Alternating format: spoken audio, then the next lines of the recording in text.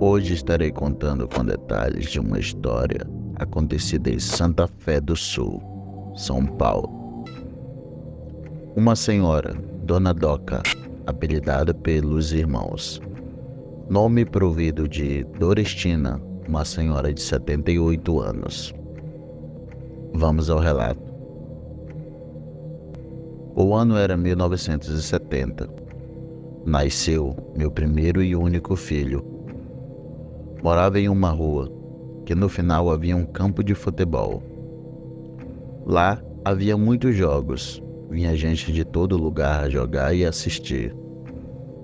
Tínhamos uma casa muito grande, com outra ridícula no fundo, que também era enorme, com vários quartos, que meu marido alugava. Isso mantinha nossos custos extras e os mimos dele, que eram os cavalos. Um certo dia chegou um homem muito bem vestido, porém estava fedendo. Conversou com meu marido e alugou um quarto por uma semana. Um homem estranho, mas pagou em dinheiro a semana. Perguntei ao meu marido: sentiu o cheiro que estava neste homem? Ele disse: é um mascate, um vendedor ambulante. Anda por semanas a pé e pegando carona em tudo que é carroça. Deve ter pego de um vendedor de porcos. Perguntei: ele falou o nome? Sim, o nome dele é Sebastião. Bom, fiquei tranquila, pois o meu marido estava ali o tempo todo. Então, em uma quinta-feira, meu marido foi na feira comprar 2 galinhas para que eu pudesse fazer o almoço de sábado. Esta feira é perto de casa. Não iria precisar ir até o outro bairro na feira de lá. Ele então as prendeu em um galinheiro desativado que tínhamos. E nisso chegou a noite de madrugada de quinta. Meu filho não parava de chorar, compulsivamente. Este homem passou pela porta da cozinha e olhou para dentro com um olhar fixo em meu bebê de colo. Eu naquele momento gelei pelo olhar que ele deu no meu bebê de colo. E quando meu marido saiu do banho, eu comentei com ele que fiquei desconfortável.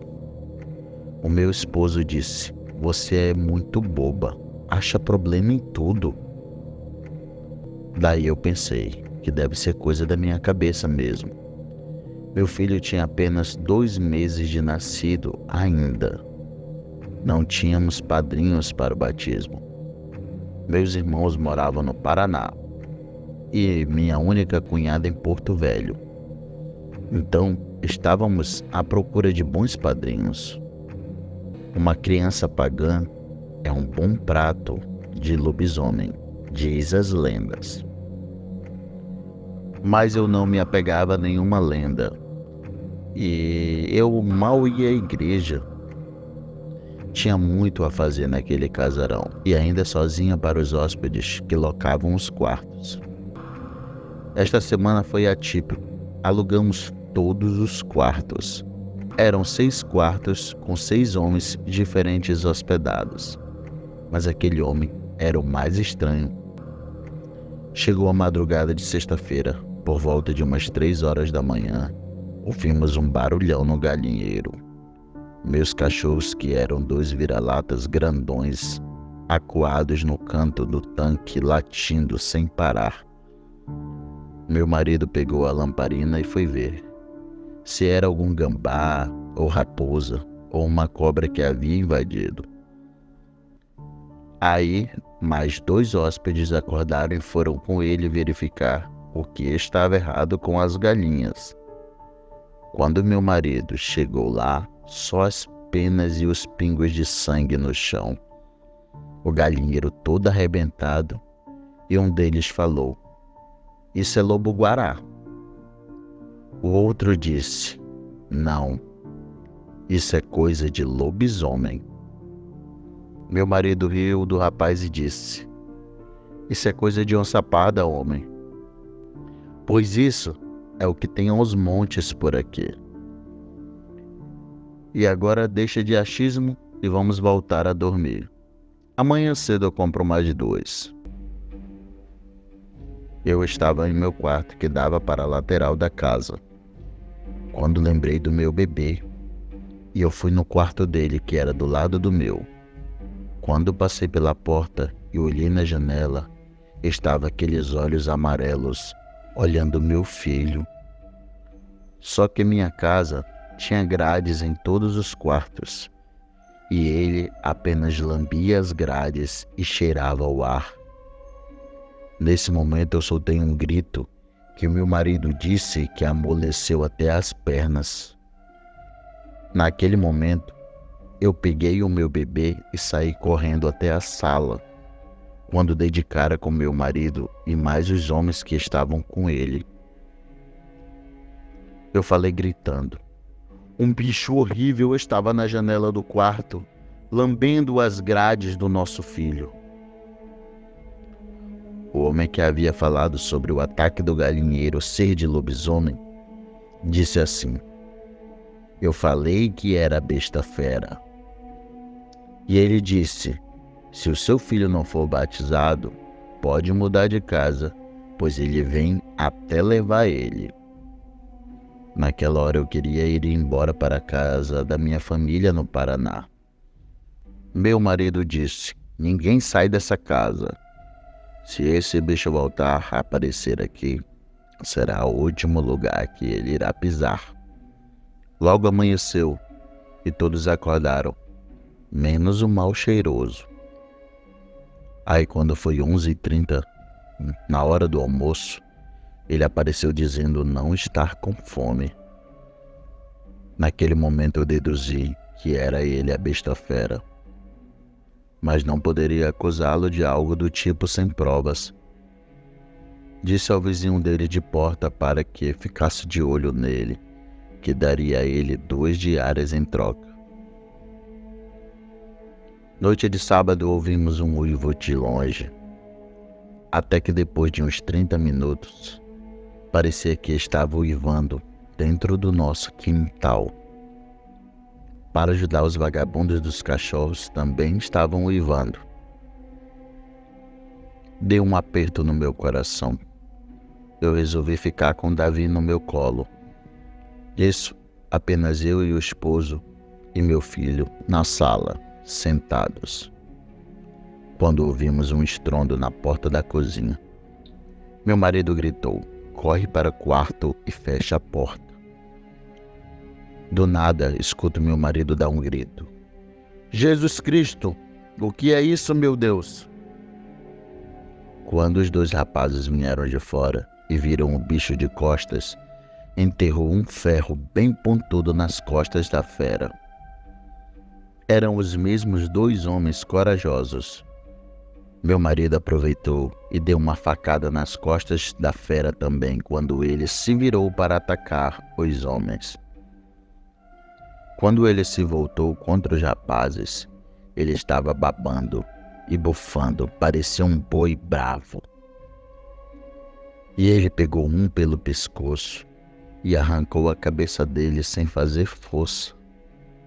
O outro rapaz saiu correndo, só que era tarde demais para ele também. Antes de abrir o portão, ele o pegou e o dilacerou.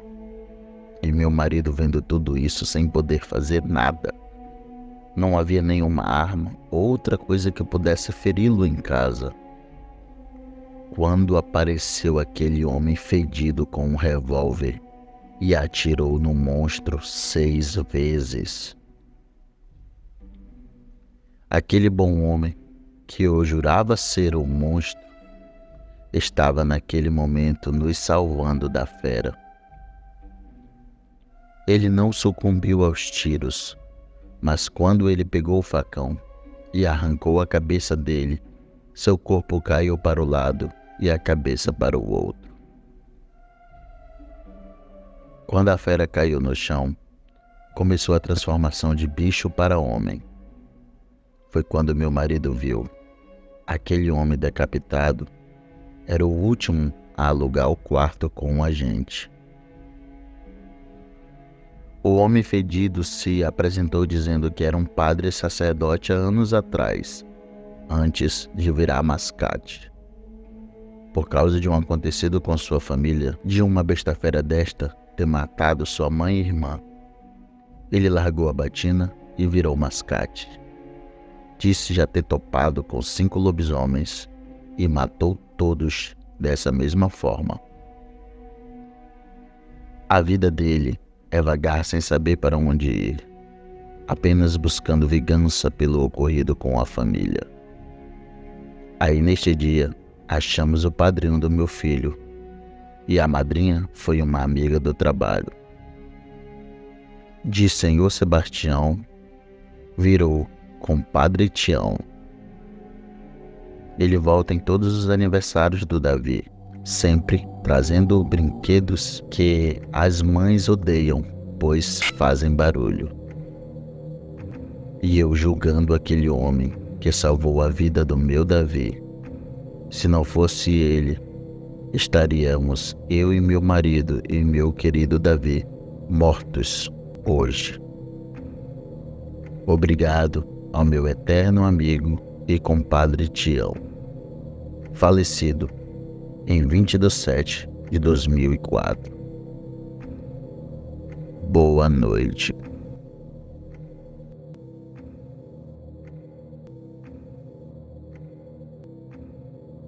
Olá, meus queridos inscritos, aqui é Alisson Maciel e venho reforçar novamente o desafio de 10.000 seguidores.